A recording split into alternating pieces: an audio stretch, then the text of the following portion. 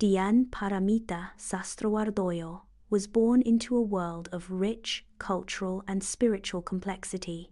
Born on March 16, 1982, in Jakarta, she came from a prominent Indonesian family that reflected Indonesia's diversity. Her father, Dian Sastrowardoyo, was a devout Buddhist with Javanese roots and a deep philosophical intellect. Her mother, Dewi Parwati Sastrowardoyo, was a devoted Roman Catholic of mixed Javanese and European ancestry. With such a blend of traditions, ideas, and practices around her, Dian grew up with a curious and questioning mind. As a child, Dian was raised in a household that encouraged education, discipline, and moral uprightness. She was taught to pray, to reflect, and to think critically about life. Her mother instilled in her the values of Christian piety and compassion, while her father's calm and meditative nature brought a quiet balance to her early years. She grew up attending church regularly and participated in religious events, but over time, the rituals began to feel more like obligations than a source of personal peace. From a young age, Dian stood out for her intelligence and poise. She was academically gifted and artistically expressive, which led her toward the world of modeling in her teenage years. Fame came early. She won the prestigious Gadis Sampul competition at the age of 14, and not long after, she was cast in what would become her breakthrough role, Cinta, in the film Ada Apa Dengan Cinta. The film's massive success made her a household name across Indonesia and Southeast Asia. Yet, behind the glamour and spotlight, Dian quietly wrestled with questions that fame could not answer. Her life was full of success, adoration, and opportunity, but something still felt incomplete. Amid interviews and red carpets, a quiet discontent had begun to grow. Her heart, it seemed, was searching for something deeper, something not found in the applause of strangers or the praise of critics. Dian had always been a thinker.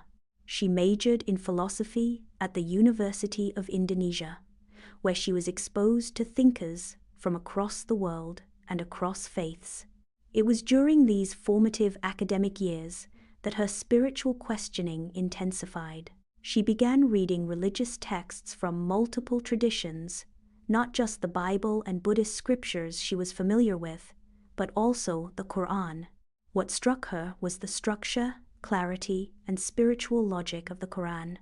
It didn't just speak about God, it invited her to think, reflect, question, and submit not blindly, but with reason.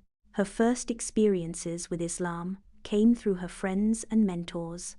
She observed how some of her Muslim colleagues prayed 5 times a day without fail, how they refrained from gossip and cruelty, and how their worship was deeply personal yet communal. It wasn't just the theology that intrigued her, it was the discipline and serenity of the faith's practice. At first, Dian approached the study of Islam as an intellectual exercise, but soon it became something more. She found herself rereading the Qur'an in translation, especially moved by verses that emphasized personal accountability, humility before the Creator, and the temporary nature of worldly life. The story of Maryam in the Qur'an resonated with her deeply. It felt both familiar and revolutionary, reverent but unfiltered, exalting the virtues of faith, dignity, and surrender. Over time, her heart began to soften toward Islam, but it was not a decision she took lightly. Dian knew that converting to Islam would not simply be a private spiritual transition. She was a public figure, loved by millions, with fans from every walk of life. She also came from a devout Christian family, and the decision would inevitably cause pain and confusion. She wrestled with these fears silently. For months, she prayed and fasted privately, reflecting on her path. She sought counsel from scholars and mentors, and even visited Islamic boarding schools, and quiet mosques where she could sit with women of faith, ordinary people who lived simple, devout lives that inspired her more than any philosophy ever had. Eventually, after much inner struggle and clarity, Dian made her decision. She embraced Islam in the early 2000s, keeping the journey private at first. It was not about fanfare or headlines. It was about coming home to something her heart had been searching for all along. The Shahada, the testimony of faith, was her moment of release, surrender, and rebirth. Publicly, Dian did not make a grand announcement. She continued working in the film industry while quietly transforming her lifestyle. Over the years, she became more open about her faith, appearing in public with a modest style, sharing insights from her Islamic journey in interviews and on social media. She often emphasized that her journey to Islam was not about rejecting her past, but about fulfilling a deeper need for truth, structure, and spiritual intimacy. Today, Dian Sastrowardoyo is not just known as an accomplished actress and intellectual, but also as a woman of deep conviction. She continues to inspire young Indonesians, not just with her talent, but with her faith, humility, and quiet strength. Her story is one of courage.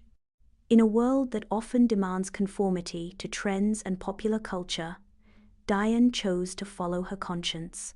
She chose submission to God over the comfort of staying in the familiar. In doing so, she reminds us that the journey to faith is not always loud or dramatic. Sometimes, it is a quiet unfolding of the heart, a path walked in solitude, courage, and light.